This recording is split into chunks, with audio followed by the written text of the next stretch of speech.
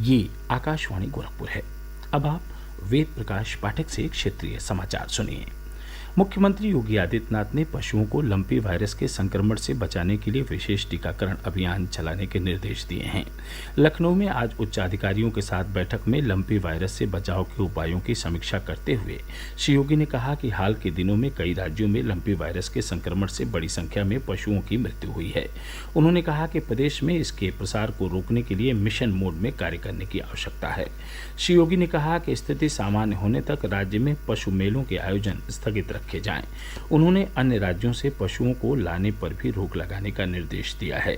मुख्यमंत्री ने कहा कि पशुपालकों को लंपी वायरस के लक्षण और इसके उपचार के बारे में पूरी जानकारी दी जाए।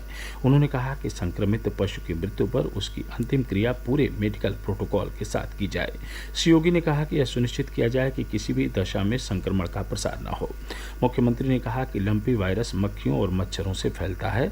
ऐसे में ग्राम्य विकास, नगर विकास और पशुपालन विभाग आपसी समन्वय से गांव और शहरों में विशेष स्वच्छता अभियान चलाएं।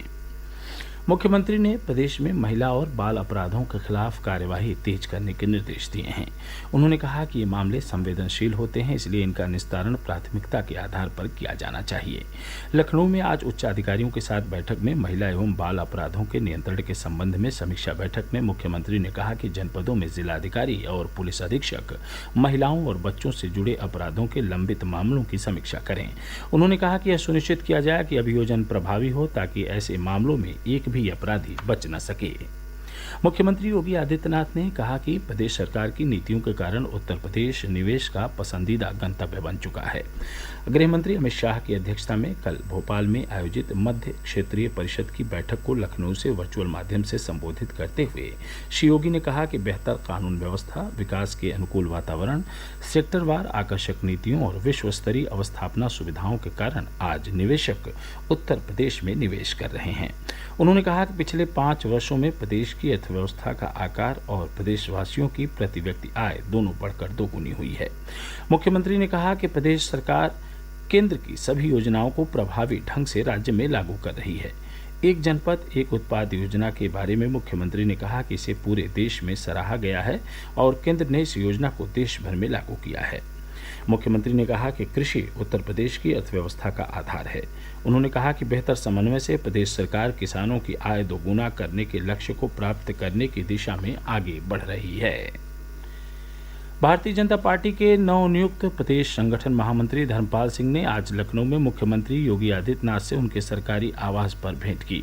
श्री धर्मपाल संगठन महामंत्री नियुक्त किए जाने के बाद आज पहली बार राजधानी लखनऊ पहुंचे। उन्होंने भाजपा प्रदेश कार्यालय पर कानपुर, अवध, काशी और गोरखपुर क्षेत्र के पार्टी पदाधिकारियों के साथ परिचय बैठक की। बैठक में उप मुख्यमंत्री केशव प्रसाद मौर्य, ब्रजेश पाठक, पार्टी प्रदेश अध्यक्ष सत्येंद्र सिंह और भाजपा के प्रदेश और क्षेत्रीय पदाधिकारी उपस्थित रहे। प्रधानमंत्री नरेंद्र मोदी आगामी रविवार को आकाशवाणी से मन की बात कार्यक्रम में अपने विचार साझा करेंगे। प्रधानमंत्री ने लोगों से इसके लिए अपने सुझाव भेजने को कहा है। ट्वीट संदेश में श्री मोदी ने कहा कि विभिन्न विषयों पर उन्हें भेजे गए सुझावों को कार्यक्रम में शामिल किया जाएगा। लोग अपने विचार नमो ऐप और mygov.in ओपन फोरम पर भेज सकते हैं। माफिया से राजनेता बने अतीक अहमद के बेटे उमर अहमद ने आज लखनऊ में सीबीआई की विशेष अदालत के समक्ष आत्मसमर्पण कर दिया। वह पिछले 3 वर्षों से फरार चल रहा था। उस पर 2 लाख रुपए का इनाम घोषित था। उमर अहमद लखनऊ के एक व्यवसायी के अपहरण के मामले में नामजद है। अदालत ने उसे 14 दिन की न्यायिक हिरासत में भेज दिया है। मौसम विभाग ने कल से अगले 2 दिनों के दौरान पूर्वी उत्तर प्रदेश के अनेक स्थानों पर वर्षा होने की संभावना जताई है। गोरखपुर और आसपास के क्षेत्रों में आज दिन भर बादलों की आवाजाही जारी रही। वहीं कहीं कहीं हल्की बूंदाबांदी भी हुई। प्रदेश में आगामी 30 सितंबर तक सरकारी टीकाकरण केंद्रों पर कोविड से बचाव का एहतियाती टीका निःशुल्क लगाया जा रहा है। 18 से 59 आयु वर्ग के ऐसे सभी लोग जिन्हें दूसरा टीका लगे 6 माह हो चुके हैं, वो एहतियाती टीका लगवा सकते हैं। ये समाचार बुलेटिन हमारे YouTube channel AIR news Gorakhpur और ट्विटर हैंडल AIR न्यूज़_GKP पर भी उपलब्ध है। इसके साथ ही क्षेत्रीय समाचारों का बुलेटिन समाप्त हुआ। नमस्कार।